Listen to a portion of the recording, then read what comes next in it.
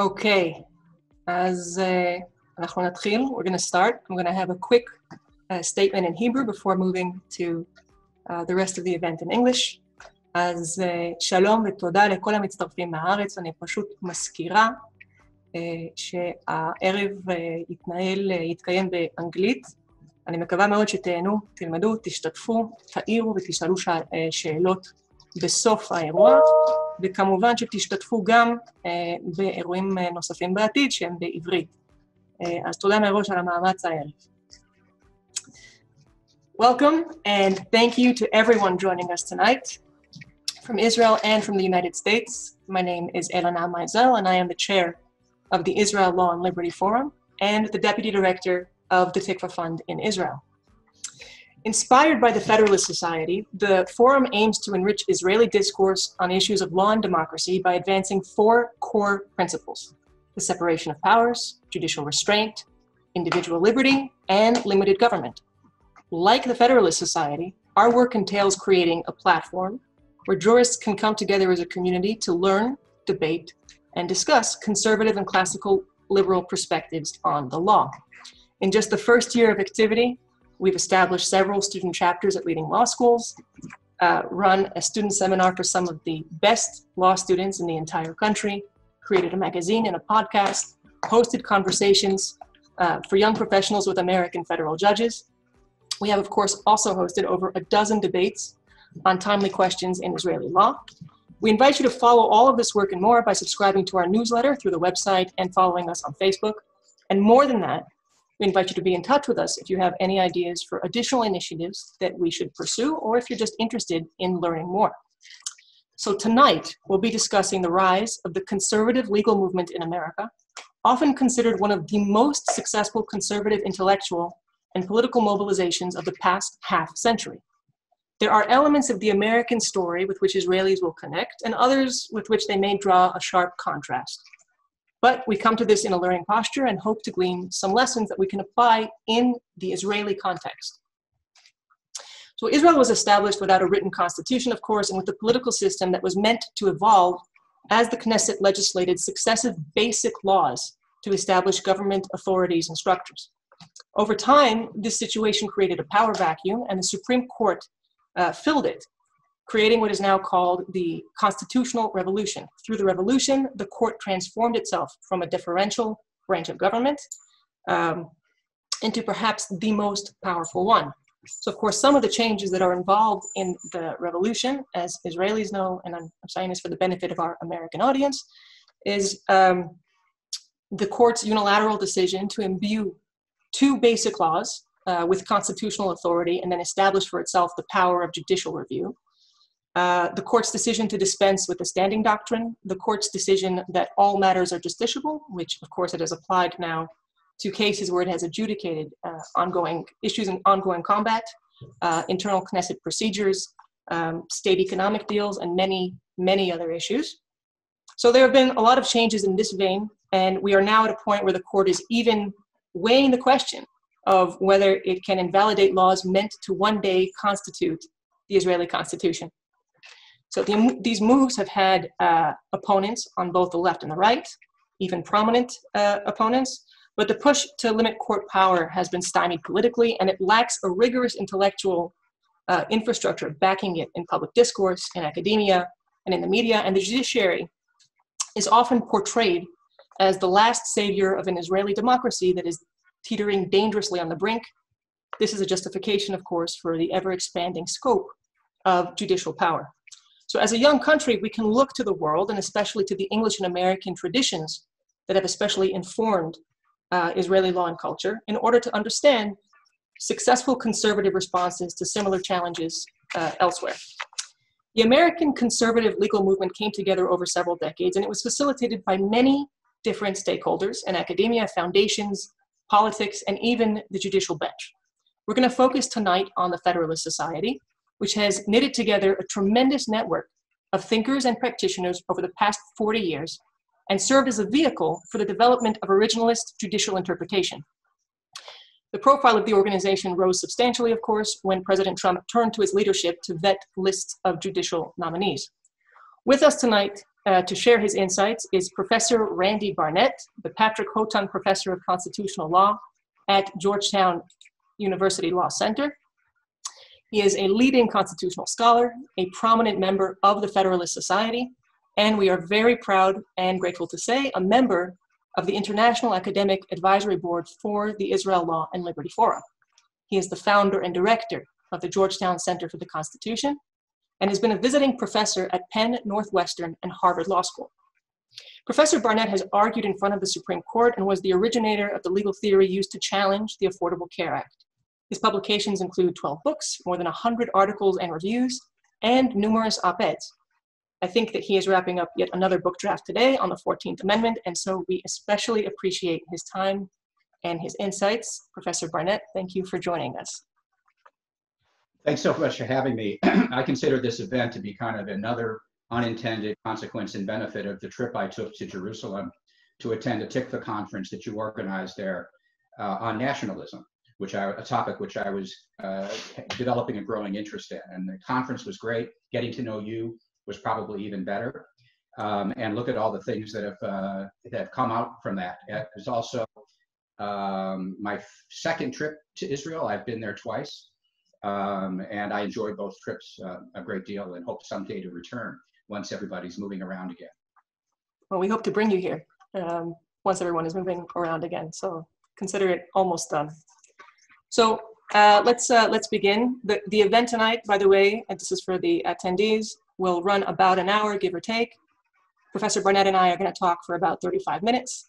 You're invited to ask any questions that you'd like in the Q&A box at the bottom of your screens. And we ask that you don't use the chat functions.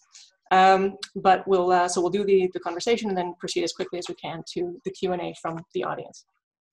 So let me first ask you that before we get to discussing the conservative legal movement, why did it arise in the first place? What was the state of American law, academia, the judiciary, mid-20th century? Well, it arose primarily in response to a Supreme Court under the leadership, a post-New Deal Supreme Court under the leadership of Earl Warren, which greatly resembles the aspirations of your Israeli Supreme Court. In fact, let me just begin by saying that much of the judicial philosophy that informs the Israeli Supreme Court and what they think they can and cannot do is not uniquely Israeli. There's a very close intellectual connection between Israeli academics and judges and American academics and judges, but it's with the more left or progressive American academics and judges. So most of the jurisprudence, and there's a lot of interaction, there's a lot of joint appointments, a lot of Israelis that teach at American law schools, Americans that come to Israel and teach there. So what is happening in Israel is not uniquely Israeli, except that we here in the United States have a written constitution that was written over 200 years ago that still exists and is still in effect. It has not been repealed. And that has given people who stand in opposition to some of the excesses that we saw in the Warren Court to oppose those excesses on the basis of a written constitution. It's not something that you have there. So we had an advantage. We have an advantage that you don't have when it comes to opposing these excesses. But I just want to say that the excesses that we were opposing were very similar in aspiration, not in accomplishment. You guys are way ahead of us in accomplishment, but very similar in aspiration to what the Israeli Supreme Court has accomplished there. So there did arise a political movement, the conservative movement. So you can't understand the conservative legal movement separate from the conservative movement in the United States, the modern conservative movement, which started in the 1950s, was led by folks like William F. Buckley, organized around journals like the National Review, and a whole bunch of other institutions. There was at the same time developing a libertarian political movement. And these two movements are somewhat distinct, have somewhat different people. I should just say up front, I consider myself to be a libertarian, not a conservative. But these two groups came into a coalition in the form of the Federalist Society, which is expressly, by its statement of purpose, a coalition of libertarians and conservatives. And what they are in coalition around is restoring the original meaning of the Constitution. Now, I have to say that it was not always put in terms of restoring the original meaning of the Constitution. The Federalist Society's mission statement is a little bit more general. It resembles a lot of your mission statement about judges should make law, they should follow the law, not make law, that the government exists to promote freedom, etc.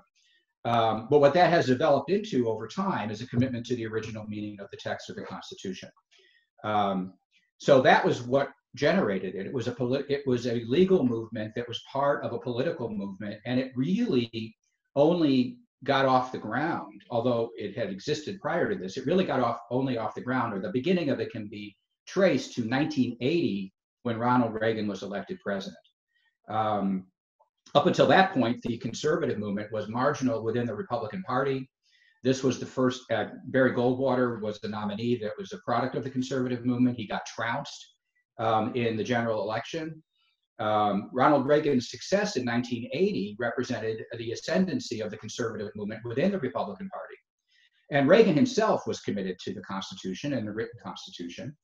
And his Attorney General, Edwin Meese, who was, first of all, an advisor to the president in the first term and became Attorney General in his second term, launched as Attorney General an initiative on behalf of what he called the jurisprudence of original intention, which actually is really much more like the public meaning originalism that prevails today than framers' intent. But nevertheless, he made this a very big point of emphasis.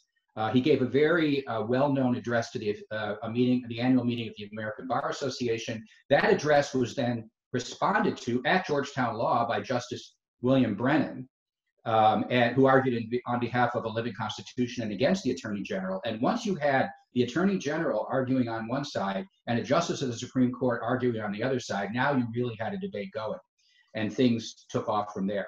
The Federalist Society was founded in the early years of the Reagan administration, and it was founded, as all of you know, as a student organization. It was founded by students at at Yale and at the University of Chicago. And there was already a pre-existing journal called the Harvard Journal of Law and Public Policy at Harvard that was a conservative law student edited law review, and they became part of the Federalist Society as well. And at Yale, Robert Bork was the advisor of the chapter. At Chicago, Nino Scalia was the advisor to the chapter. And that was the beginning of the Federalist Society as a purely grassroots student organization. It did not exist when I was a law student at Harvard Law School. And I was a law student from 74 to 77. So I left law school about 5 years before the Federalist Society got started.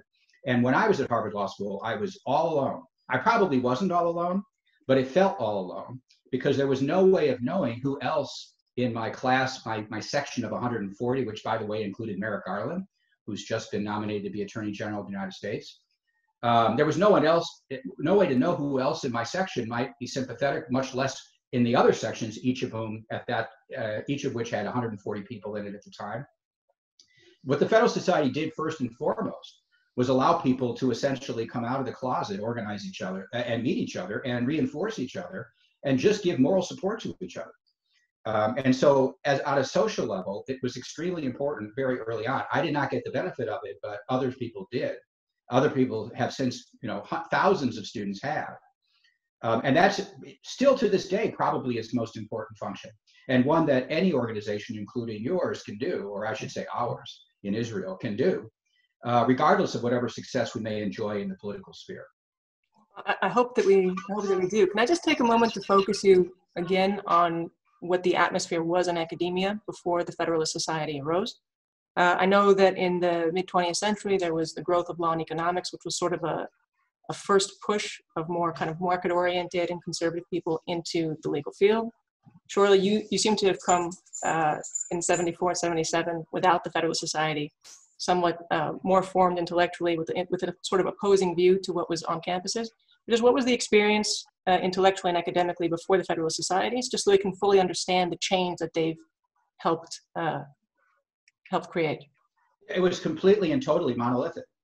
And it was monolithic in what you might call the center left, or what I was a law student used to refer to as corporate liberal. It was not left wing. It was centrist liberal, or progressive, I would say. Conservatives were non-existent, or if they were around, you didn't know that they were around. I mean, there were professors I had who later on identified as conservatives and Federalist Society people. They were my professors. I had no idea. Charles Freed, I had for tours. He ended up being Solicitor General under Reagan administration. I had no conception the guy might be a political conservative. I'm still not sure he is. But nevertheless, it was a big surprise. I didn't know that. Paul Bator was my civil procedure professor. The Federalist Society eventually ended up naming a prize after him, the Bator Prize, because he was a conservative. I didn't know it. So it was really monolithic. So what the Federalist Society, and that amongst the faculty, as well as, I mean, seemingly amongst the students, because you couldn't know who was who and who might be on your side. And so what the Federalist Society did, I mean, the reason why there was a demand for the Federalist Society, and there wasn't a demand for a comparable group on the left, is the left had all of the institutions, and I should say the left, I mean progressives. The far left was really not in control of things. They are more so in control of things now, but that has changed on the Democratic side, on the left-wing side of the political equation.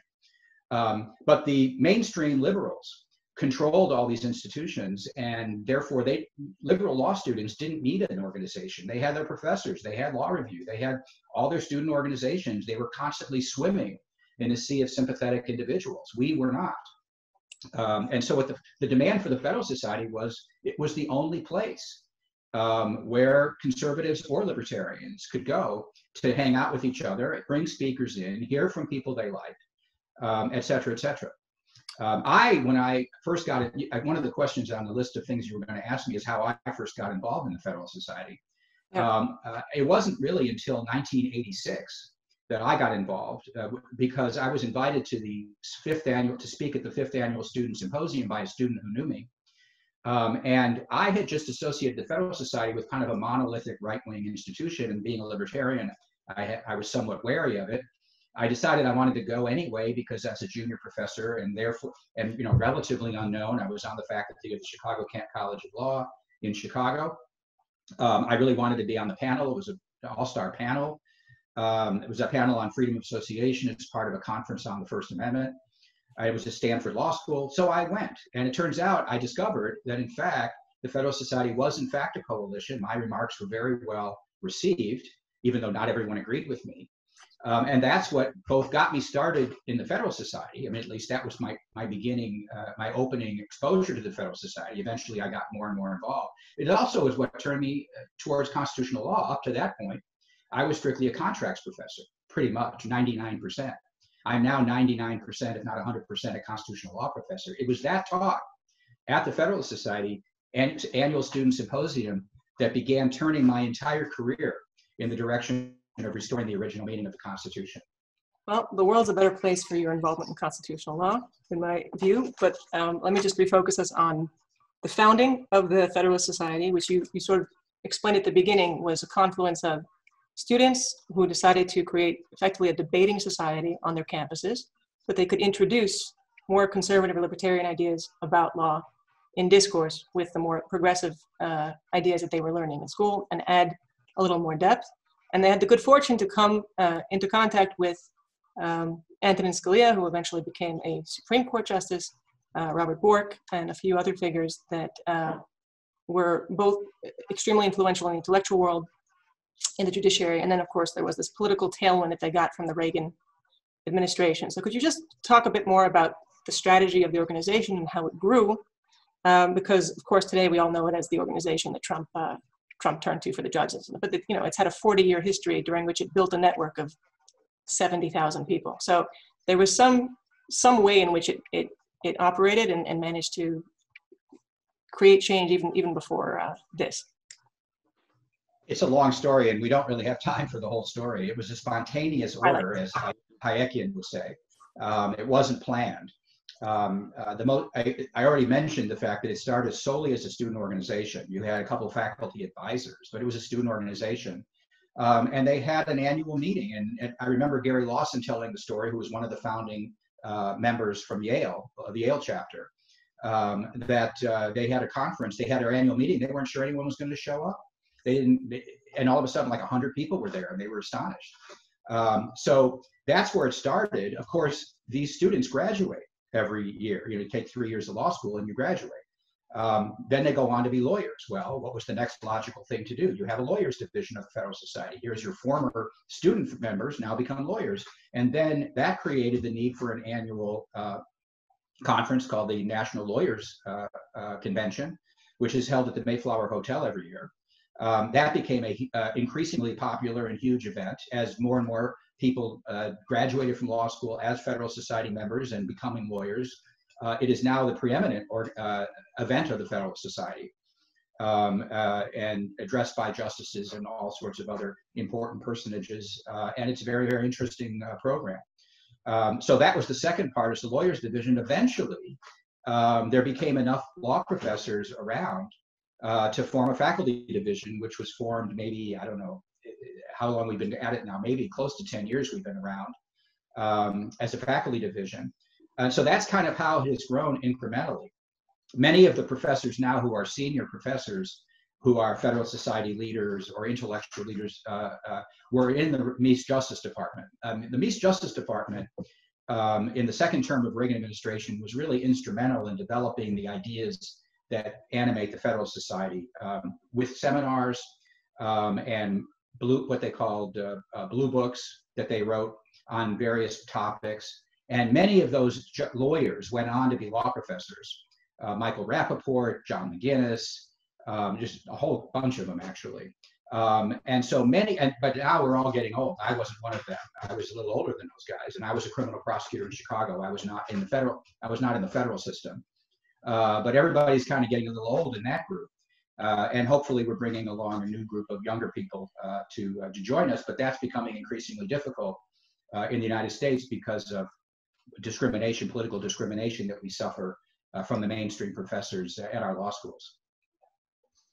I want to get back to that.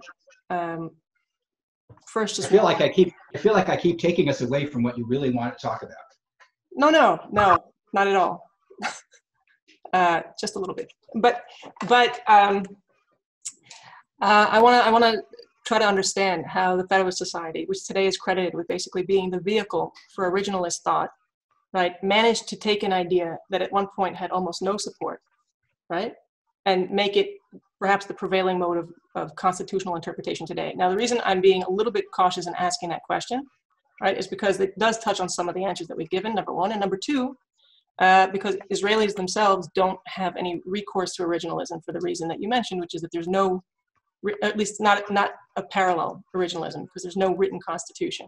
Right. But the very idea of an organization that develops over time, that has an idea, like a central idea behind it, which manages to become, I'd say, perhaps one of the most dynamic venues for debate about constitutional theory in the States. That story and how it's done that and is I think particularly interesting to Israelis. And once we've covered that point, I want to ask you perhaps about some of the challenges that arise. All right, I'm going to make what I think is the most important point of this whole meeting, and that is there wasn't a fixed idea to start with. There's an image of social change that says first you start with a fixed idea, and then you promote that idea. And so the assumption here is we started with a fixed idea, or they started with a fixed idea, and then they developed an organization to promote the idea. But that wasn't the case. There was not a fixed idea. There were some general notions, and there were some very broad principles, and no really worked out theory. This is, by the way, the intellectual division of labor. Judges don't work out theories. Law professors or academics tend to work out theories. And there really wasn't a coherent theory behind which the Federalist Society got. The reason why the Federalist Society is so successful is the very fact that it is a liberal, in the classical sense, debate society. It's not that we put on programs or programs are held in order to indoctrinate people in a pre-existing set of beliefs. The programs that were held from the very beginning were trying to examine and explore, well, what are our beliefs? Why do we think the way we do? What exactly is what exactly are we for? And what exactly are we against? And there's a lot of disagreement amongst Federalist Society people in the coalition between conservatives and libertarians, and also amongst originalists, or between originalists and non-originalists in the Federalist Society. We have a lot of internal disagreement as we try to hash things out. But what made our group so special, and I call it our group because I've certainly been in it for a long time, what made our group so special is that we encourage the free exchange of ideas amongst ourselves. If other people want to join in and listen to us, that's fine too. We have events in which they can attend. But you know, chapters disagree with each other, and sometimes some chapters invite the people, some of them students invite the professors they more agree with, and the other students invite professors they more agree with. The situation you find yourself in Israel now, from what I can see as an outsider, is you need a theory. You have some notions, but you don't have a theory. And you could use a theory. I wouldn't mind helping you develop one because it's very interesting to me. What do you do in the absence of a written constitution? But we had to develop a theory about what you do when you've got a written constitution, and that was the theory of originalism, which itself has evolved. Beginning in 1980, I would say, when the name was first coined by a liberal law professor, Paul Brest, in criticizing writings of people who I would call proto-originalists like Raoul Berger and Robert Bork. He coined the term originalism, which did not exist as a way of criticizing what they were doing. And it was only from 1980 until today that academics like myself have developed the theory of originalism, so we know what we're actually for. And it's that theory now, having been developed over a period of 20 or 30 years, that has imbued a lot of members of the Federalist Society who went on to become judges. And that's how you can't just do this, snap your fingers overnight. And so that is the most important thing I have to tell you. Discourse amongst yourselves and being theoretically serious is necessary before you have an idea that you can advocate in the public sphere. Are there any elements to the theories with which you're familiar, right, which you would consider potentially applicable to a universal context, I mean, not necessarily solely derived from the Constitution? For instance, the principles that we have, as you note, we lack a theory at the moment, and I'll be glad to take you up on your offer of help. But are there lessons that we can learn from the states, from originalism, from conservative or libertarian ideas about law, that we should think about in trying to form a theory? I think it's really complicated and really challenging. It's one reason why, just reading before this particular meeting, I got kind of intrigued with it. If I weren't totally preoccupied with getting this 14th Amendment book out the door tomorrow, I would have been able to spend more time thinking about it. The first thing that strikes me from what I've read leading up to today and what I've known about for years is that judges need to be subject to the law. Judges are not freestanding actors or agents that get just to do what they think is right. Or you could have a system like that, and maybe that's what you get. But that may be the system that progressives want to get when they control the judiciary. They don't like it so much, by the way, when they don't control the judiciary, which is the beginning of a critique of what they're for. But what you need is judges to be subject to the law, like every other branch of government is subject to the law. And the problem that I see that you guys have is that your judges are the source of the law. Back in the 19th century and in the early 20th century, they developed a theory called legal realism. And associated with that theory was the idea that judges don't find law, they make law.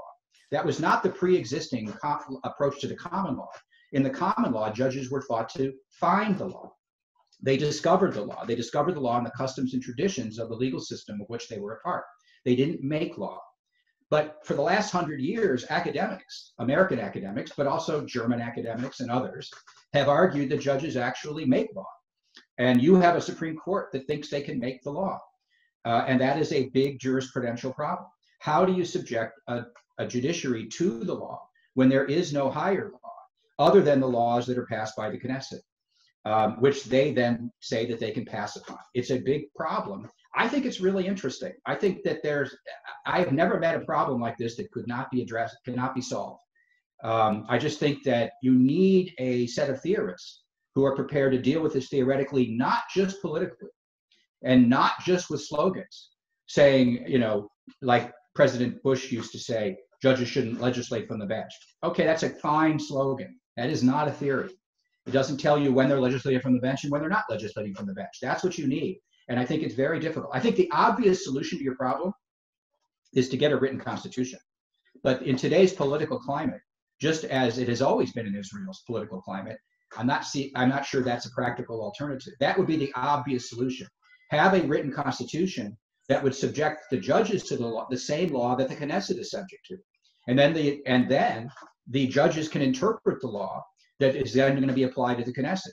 But you don't have that. And so what do you do in the absence of that is a fascinating problem.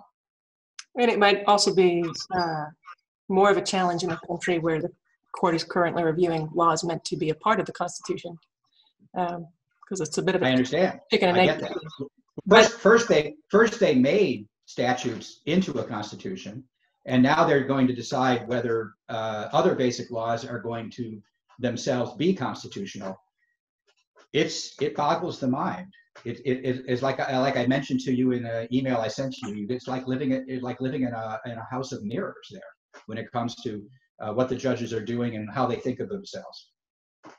I'm trying to think about what lessons might be learned from the way, you've mentioned that there's a lot of debate within the Federalist Society, which is drawn around effectively the same four principles that we have taken as the mantle of the forum.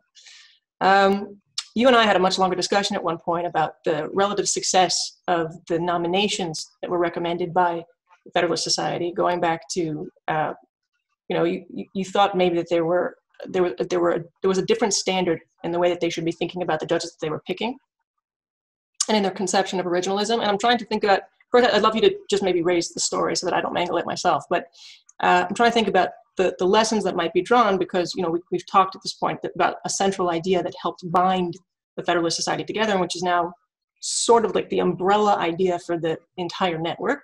And at the same time, it's really in contemporary times bred a lot of dissension within the organization, and you have produced judges and even Supreme Court judges that have applied this theory to in very different ways, and sometimes to the opposite results of what one might expect. So could you talk a bit more about that and what lessons might be learned from the way we should be very clear that despite the successes that the conservative legal movement has had, not limited to the Federalist Society either, there's other groups that are part of it, there is not a majority of originalist justices on the Supreme Court now, at least today. At least we don't think there are. There probably aren't. Maybe there are. We're not sure.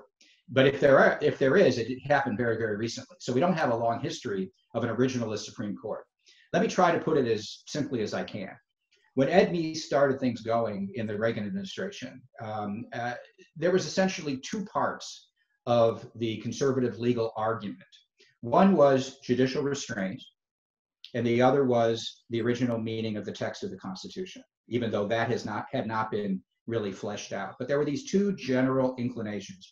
Judicial restraint, judges should follow the law, not make the law. They should not legislate from the bench. They should be restrained. They should not interfere with the will of the Democratic majoritarian branches unless it was really necessary, et cetera. That's restraint. That's judicial restraint.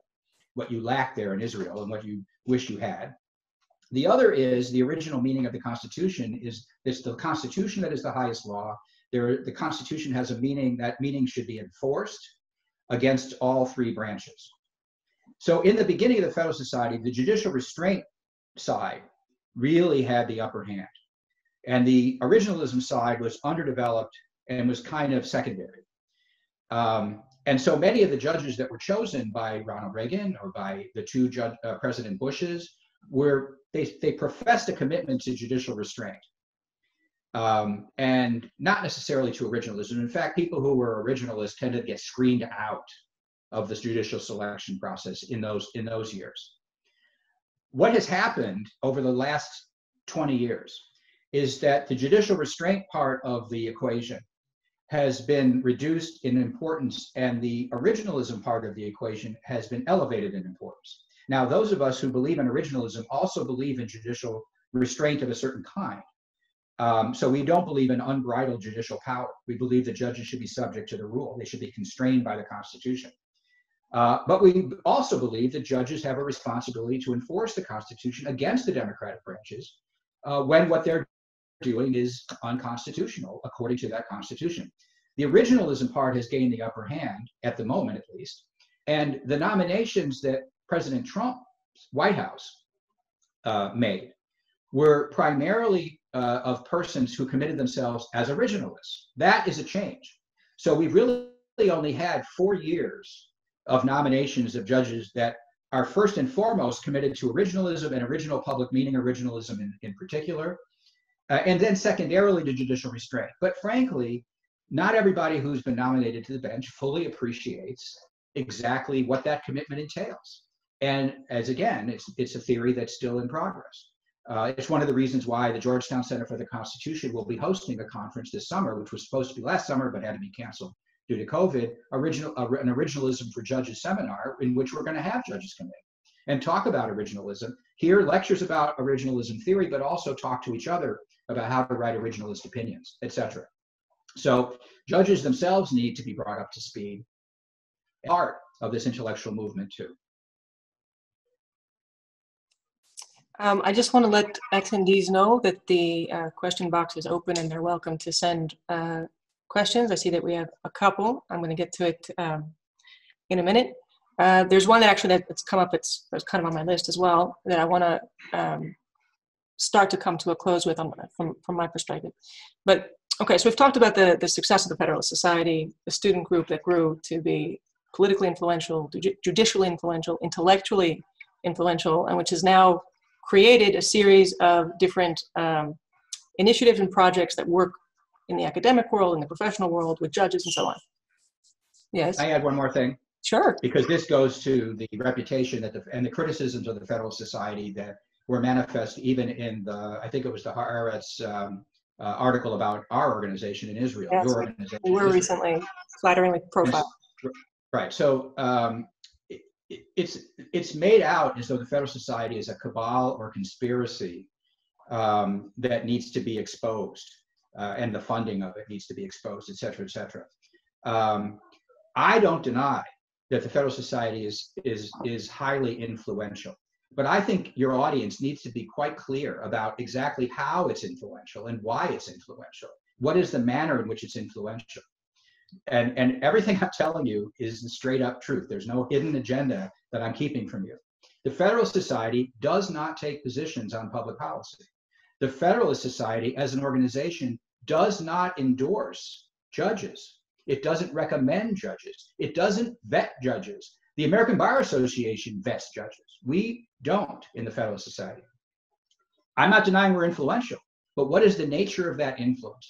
The nature of that influence is that when President Trump was running for office and he was trying to convince conservatives that he was one of them, which there was good reason to doubt, he decided, or he was told, he was advised that judges, because of the death of Justice Scalia, were very important in the upcoming election. One way to distinguish himself from the other Republican candidates and to ensure his bona fides was to put forward a list of judges that would be the kind of judges that he would appoint if he got on the bench. And who did he turn to for advice on what kind of judges should be put on the bench? He turned to Leonard Leo, who was an executive of the Federalist Society, and he turned to John Malcolm at the Heritage Foundation. He turned to conservative people, members of the conservative legal movement, to say, well, who in the conservative legal movement should I want to appoint?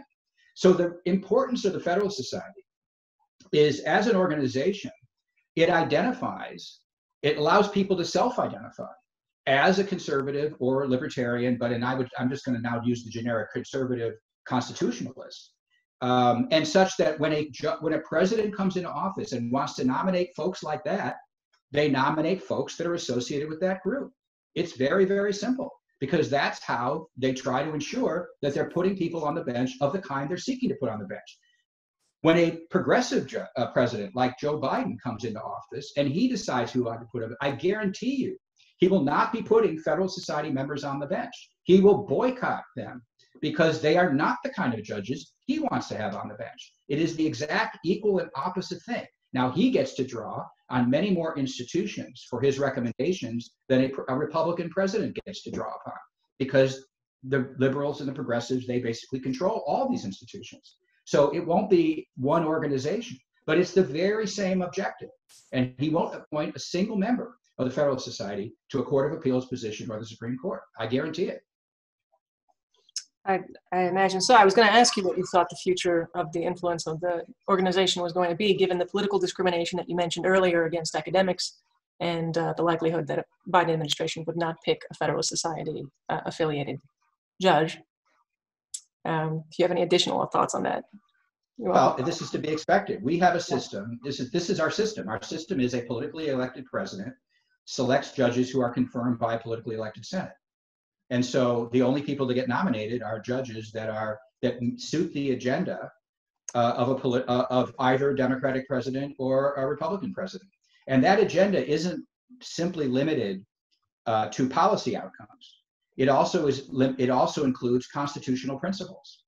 A president can be committed to constitutional principles, either because they are deeply committed to it, as Ronald Reagan was, or because they find themselves swimming in that sea, as President Trump did.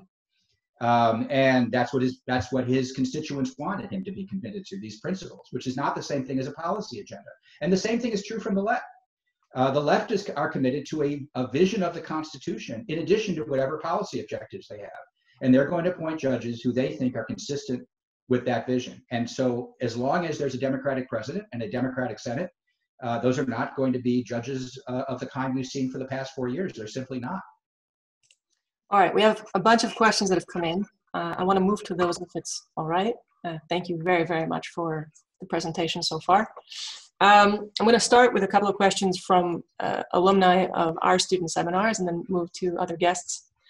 Our first question comes from Tomer Anshel, who is a student at the Faculty of Law in Haifa and also an out and proud libertarian. And he's asked, effectively, how libertarian reforms might be created in a society that votes for more left-wing or collectivist parties and has that mentality, even though he says Israelis tend to act in a more libertarian fashion. So the culture he thinks is more libertarian, he believes, and then politically the choices that they make are more to the left and the academia is more to the left. And how does one spur on libertarian reforms in an environment like this? That's just way, way too difficult a question. So to give a general answer to, I would have to say, in the first place, you need to know what you're talking about. The problem with libertarians is they have first principles, and they think that principles alone are going to give them all kinds of detailed policy recommendations. First principles of libertarianism give you an inclination, they give you a direction, they give you a framework. But you have to know about the policies, that you have to know something about the substance of the policies that you advocate. This is what think tanks are for in a political climate in which the universities are controlled by progressives and the left. That's where think tanks came from. They came as alternative institutions. And you do have libertarian think tanks in Israel. And I would get myself associated with one of them. I'm drawing a blank on the name of the one that I actually went to their conference at. It was my trip before the trip to Tikva. I was at a conference. Jerusalem Market Studies, perhaps. Yeah, that was probably, I think that was it. It was a great conference. So I would become associated with them and work with them about putting forward policy. Now, I don't do policy. I do some policy. I do drug policy a little bit, and I do some criminal justice stuff, but mostly I don't do policy. I do the Constitution because in my judgment, as just a matter of scarcity of time, we have a Constitution, the original meaning of which is more libertarian. It's not a libertarian Constitution, but the original meaning of our Constitution would yield somewhat more libertarian outcomes than the Constitution the Supreme Court has given us, its living Constitution. And so moving in the direction of the original Constitution will actually help move the society into a freer society. Take the First Amendment, for example, freedom of speech. But there are others as well, other aspects as well. So I've made the judgment that that's one, since the American people like the Constitution, they like having a Constitution, and an argument that the court should follow the Constitution has salience, that is where I should invest my scarce resources. But I've also written a book called The Structure of Liberty, Justice and the Rule of Law. It was my first monograph. And that was an explanation of what I view libertarian first principles to be. So maybe you might want to start by reading that book and then getting associated with a think tank that is advancing libertarian policy in Israel. Knowing Tomer, he'll start tomorrow. So speaking of first principles, I got another question. Are there universal principles of law which can be defined and shared by Federalist Society type organizations all over the world, like loose coalitions of conservatives and libertarians resisting judicial overreach? Should there be a joint effort to articulate the core underlying values of originalism, as originalism is based on many assumptions about the rule of law, the nature of judges, the role of the courts, and the essence of democracy, and so on? I think at this point, it's really important for me to define originalism, because it doesn't just mean conservative politics. It doesn't just mean a stance about what a judiciary should be. Originalism is actually a pretty specific theory. And I can sum it up in one sentence. It is that the meaning of a written constitution should remain the same until it's properly changed by amendment. The meaning of the Constitution should remain the same until it's properly changed by amendment, and not by judges. If you want to bring the judges in, it's not by the Congress either, but also not by judges. That's what originalism is. And originalism is a theory of interpretation, of how you interpret a text. In the Israeli context, it would be a comparable thing would be to interpret the meaning of the basic laws. The basic laws were put in written form. They were passed by the Knesset. They were put in written form. What did they mean? Now, I suspect, without knowing, that the Supreme Court or the Israeli judiciary has wildly overinterpreted the basic laws by using what's sometimes called a purposive or purposive way of interpreting. They say, well, the purpose of the law is X, so to pursue that purpose, we are now going to do Y. Rather than the law says X, and we must follow what the law says. The purposivist approach is a way of overriding what the text says. So I would probably start with looking at the basic law and seeing what it actually says, and not what the courts have told us that it means. It means in the sense of what its purpose is and how they're going to pursue its true purpose, regardless of what the text actually says. Getting back to first principles, here's what I think we share in common. Here's what I think we can share in common. Not all of us do, and that is a commitment to natural rights, a commitment to the rights of each and every person, to be free of unwarranted coercion that is not justified by the protection of the rights of others. This is something that motivated those who wrote our Constitution. It's something that motivated Zionists, some Zionists more than other Zionists. I'm thinking of Herzl and Jabotinsky now. Herzl and Judicial and that's the kind of commitment that is cross-national. How you protect natural rights is going to vary from country to country.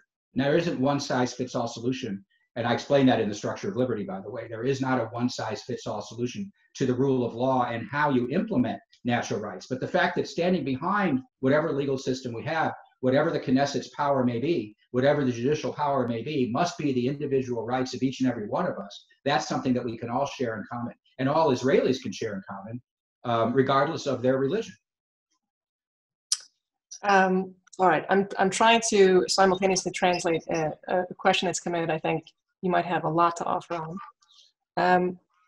Basically says that the way in which Israeli courts operate on precedent makes it inherently difficult for a conservative judge, and not necessarily originalist judges, to basically establish any kind of judicial interpretive philosophy, because they're automatically placed in a more sort of inferior position compared to the precedent.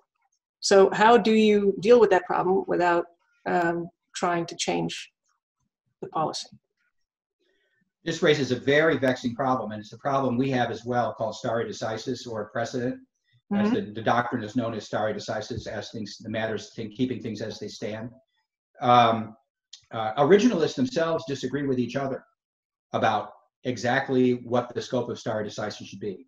Some don't believe in the doctrine at all. Some believe in a very modest version of the doctrine. I put myself in that camp. And some believe in a more robust version of that doctrine. So this is not something about which there's a general consensus within what you might call the conservative legal movement or the Federalist Society. In a common law system, which doesn't have a written constitution, stare decisis plays a somewhat different role than it does in a system where the written constitution is supposed to take precedence over the past rulings of a prior judge. Since you don't have that, it's more difficult to understand exactly how you're going to get out of your system of stare decisis. But let me just say that one of the problems I have with stare decisis or precedent is that judges, and I'm going to be quite frank here, and I'm sure that this applies to your judges because I know it applies to our judges. Judges follow stare decisis, at least Supreme Court justices. Let me say, lower court judges, I think, are actually quite faithful or try to be faithful to the rulings of the Supreme Court. They really try. But Supreme Court justices really follow the precedents that they like or they think are important, and they don't follow the precedents they don't think are important. So it's stare decisis when they like it. It's not stare decisis when they don't like it. I'd be shocked if the Israeli Supreme Court wasn't similar to our Supreme Court in this respect. Next question. And in the Israeli current Supreme Court, justices control appointments to the lower courts. Moreover, the Justice Department, according to the questioner, this is not me, the Justice Department is completely independent of the executive and supports the extreme activism of the court. In such a setting, students who identify as conservative cannot hope to be appointed to the court later on, or to even get a job in the Ministry of Justice to help make change from within. Can a conservative legal society develop in such a setting? And what would you tell the student? Well, this would require me to know a lot more. I mean, I recognize every feature you just told me. I'm familiar with every feature you just mentioned, but it would require me to think a lot harder about what room to maneuver you've got in a system like that. Let me go back to a point I made earlier. You could really use a good constitution. That's what you could use. You could really, maybe develop a good constitution and try to push for its adoption. I mean, there have been attempts, and it doesn't seem like a practical venue. But nevertheless, it might be something as a project for this group to work on, to figure out. So this will help you hash out exactly what you're for and what you're against in trying to figure this out internally. And as a long-term project, not a short-term project, but a long-term project, because you've got, to the extent you have a small c constitution, which every country has, your small c constitution has lots of problems with it. Our big C constitution has some problems with it. Our small c constitution has lots of problems with it, and so do yours. And what you've just identified to me is part of the problems with your small c constitution. Right. One of the attendees, Glenn Schoenfeld, asks, you mentioned that it is currently harder to raise a new generation because of discrimination. Can you expand on that? And how does the discrimination dovetail with the rise of progressive power in general? And what strategies can be used to combat the rise? So well, in particular, it's been difficult. It's more difficult. It's become increasingly more difficult in the last few years to have conservative or libertarian law professors. I was speaking specifically about law professors, not law students. But that's just because things have been very angry and divided since the 2016 election. There's always been pervasive discrimination. I have been the victim of discrimination myself in ways that are palpable, demonstrable, absolutely undeniable. I nevertheless, have had a very successful career. But let me put it this way. I couldn't, at this point, get a job at another law school because of what I have allowed myself to publicly say on social media and other places for the last 10 years or 5 or 10 years. I've only been at liberty to speak my mind because I didn't want another job. If I wanted another job, I would have to have really, really stifled myself and stuck to my scholarly knittings and not made public statements of the kinds that I've made, which gives you some idea of the environment that we're currently in. Now, I'm lucky because I've got a good job. I've got the job I've always wanted, as a matter of fact. But not Georgetown in particular, but a school like Georgetown, with students like we have at Georgetown. But that wasn't the case when I was on the faculty of other law schools. I was trying to get another job. So that's the situation we find ourselves in the United States. I don't know how it's going to shake out. I don't know how it's going to play out. But it's something that concerns me and concerns other members of the Federalist Society, other members of the conservative legal movement greatly. Just for fun and because you apparently don't want another job, what are some of the things that you've said that would have burned your career elsewhere? Well, I can't. I honestly, I'm not. I'm not keeping an example from you. I just can't. I just know from feedback I get on social media that I am disliked personally at schools by just based on the reaction that professors have given to me online. So who are identifiable. They have their profile. I know who they are. And given that it only takes 1 or 2 professors at any school to really block an appointment by being vociferously opposed to an appointment, I know that I have burned the bridge at whatever school they're at. And I just assume there are more of them out there than have actually outed themselves to me online. So, but exactly what it is that I've said that has done that, I'm really not sure what that would be. It's all right. You're always going to have a home with us in the forum. What was that? I said you're always going to have a home with us in the forum. I have plenty of opportunities. That's one reason I'm at liberty to speak freely, because I have a good job and I'm happy where I'm at. Just kidding. Okay, another question, and one in which you're quite expert.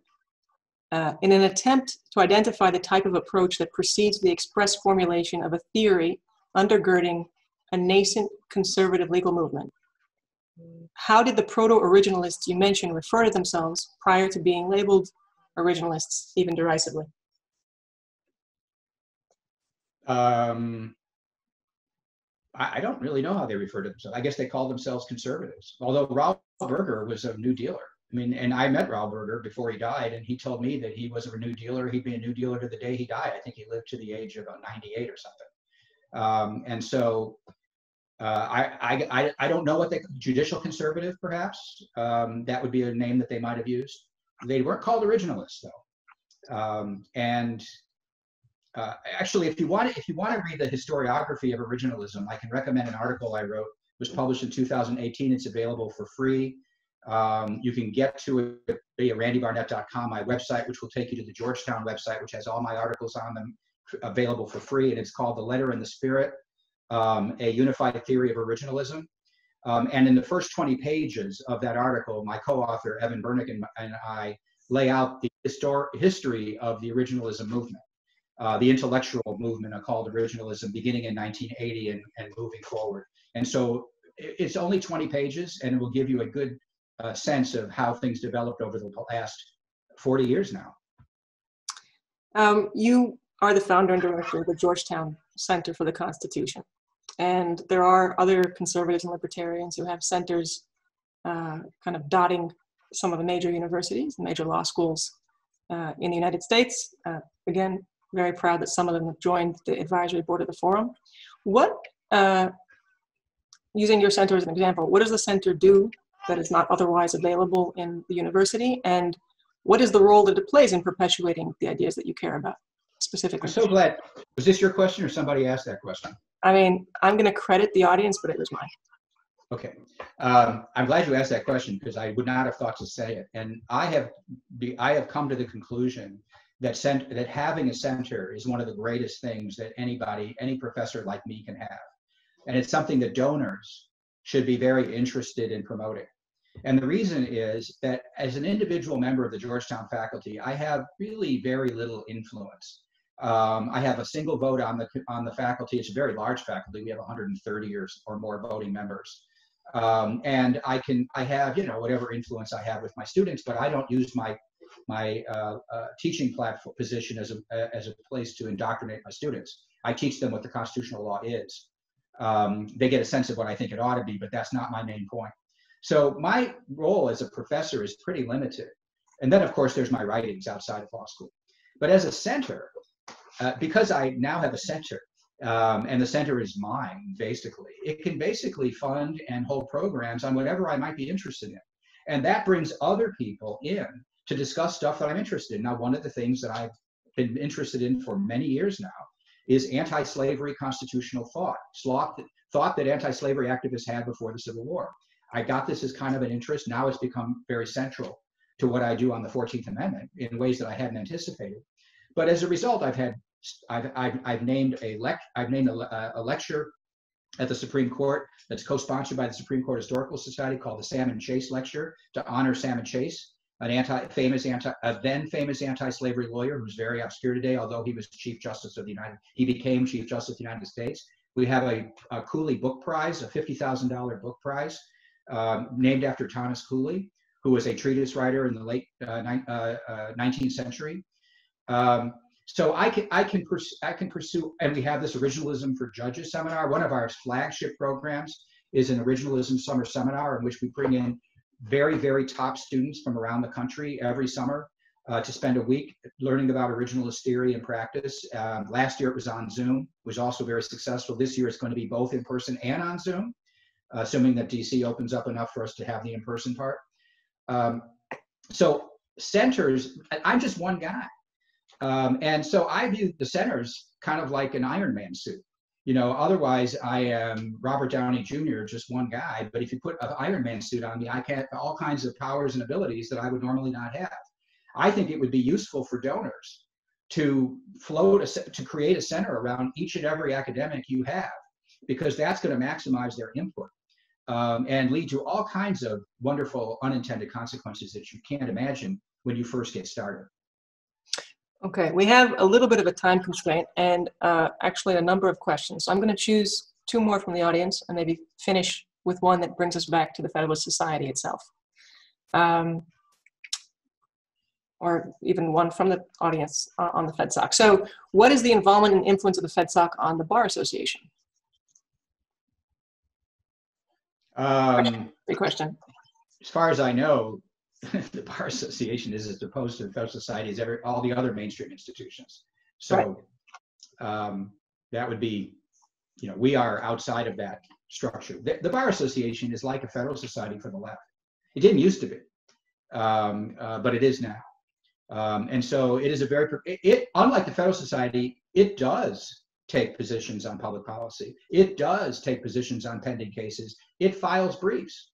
Mm-hmm. I think it files briefs. Maybe it doesn't. I can't, but it does take public positions. It votes on them. We don't do that. We don't do what the Bar Association does. They are an activist group in a way that the Federalist Society is not. We are an intellectual group. And we have I just got to say this again. We have the impact we have because we are an intellectual group. People like to say, well, intellectuals, you know, they are just out there, pointy-headed intellectuals. They've got nothing to do with the real world. If you want to change the real world, you've got to change ideas. And the people who work with ideas are intellectuals. And we are an intellectual group made up of intellectuals. Now, we have lawyers and we have students and lawyers, but we are first and foremost that kind of group. And that's why we have the influence we have. Is through the power of the ideas that we have, and then the solidarity that we have with each other in pursuing this intellectual agenda, which has real world implications. And I just want to emphasize that. The other side doesn't have as much of a concerted, there isn't, I will say this, there isn't the same kind of concerted effort to develop a jurisprudence of constitutional law or any other law on the other side as there is in the Federalist Society. You don't see meetings of progressive law professors trying to figure out, oh, how do we think the Constitution should be interpreted? They're just not doing that. Most of them are criticizing originalism. There are few individuals who have individual theories that are interesting, but they're not hashing it out the way we are. It's not what they're up to. They're up to getting their people in power and all the rest. I'll tell you what, there's a good question, I think, to close on, because there's a lot in the answers that you gave that I think that the Forum can learn from as an organization, and that Israelis are going to mull and think over in the days ahead as we try to sort of confront the world in which we're living in. But so we've talked about the successes of the FedSoc, but an audience member asked, what are the risks and pitfalls of an organization like this, and how can such an organization potentially fail? Did the Federalist Society itself ever have any close calls where it was in danger of falling apart? What should we watch out for? Well, the answer to the last question is not that I know of. I think they haven't. I think part of the reason they haven't goes back to my previous answer. And that is that we don't get divided about public policy issues. We don't even get divided about matters of originalism, because the society takes no stance on any of these things. If the society had to take a stance on them, then we'd have to debate each other, and we'd be lobbying each other, and some people would be winning and some people would be losing. There are kind of, as I said, ups and downs in intellectual trends that are manifested in what the beliefs of the members are, because the beliefs of the members have changed over time. And the Affordable Care Act challenge had a lot to do with some of the change. Things have started moving in my direction, where I was more a minority voice, and now I'm more of a majority voice, in part because of that healthcare challenge and what the Supreme Court did to it. That there's ebbs and flows of who has the intellectual upper hand or not, who's more popular. But none of this is institutionally mandated, required, endorsed, voted on. And that's what keeps us going. Now, it's true, the Federalist Society has had constant leadership of the same group of people, the same generation of people who founded it ever since it's been founded. And we're all getting up in years. And I think they are aware of the need to develop some kind of issue of succession. And I'm not exactly sure. That's probably the biggest challenge for the Federalist Society, is how power is going to be transferred in the future to a new generation. I don't know how that's going to be done. But when you put that aside, that's one of the reasons we haven't had that problem. The pitfall, which is a real pitfall, and it's already been reflected in a question that I've been asked, and that is that if you identify with the Federalist Society publicly, you are outing yourself as someone who might be as somebody who should be the object of discrimination. I think that is happening in big law firm hiring now. It's going to happen increasingly, given the retributive impulses of the left these days. And so there's a risk in associating yourself with the Federalist Society in terms of getting a job, let's say, or getting ahead, even though there's a benefit in doing so in some circumstances as well. And so, for example, there was a benefit to people when you had a Republican administration. It's a detriment to people when you have a Democratic administration. And that's something you have to live with if you out yourself as a Federalist Society member. On the other hand, I will say that nobody makes you put Federalist Society on your resume. You can be a member of a chapter and be active in a chapter and simply don't put it on the resume. You don't have to. I mean, people can start, telling on you, because we have a lot of blacklist operations that are starting up here these days. People can start outing you or telling you or saying, oh, this guy was that. But you don't have to put it on your resume. On the other hand, if you're trying to self-identify in a way that, for example, a Republican White House would see you as a prospective judicial nominee, and you never have identified yourself as a Federalist Society member, that tells them something about you, and it's not good. Well, given the time constraints, I will say that we certainly hope to grow in the best ways that the Federalist Society did, and I would have said to avoid any pitfalls that it had, but it looks like the one that you mentioned might be one that we have to contend with as well. I want to thank everybody who came and joined us tonight, sent questions. I know we didn't get to all of them. Hope to answer some on my own a bit later, but in future events, certainly will be called on. We'll have, again, I'm going to encourage you to subscribe to the newsletter and to follow us on Facebook and to be in touch with me personally or our fantastic team, including our executive director, Jonathan Green. And I wish you all a really, really good night for now. And thank you again, Professor Barnett, especially under the time constraints that you're working on. Shalom. Shalom.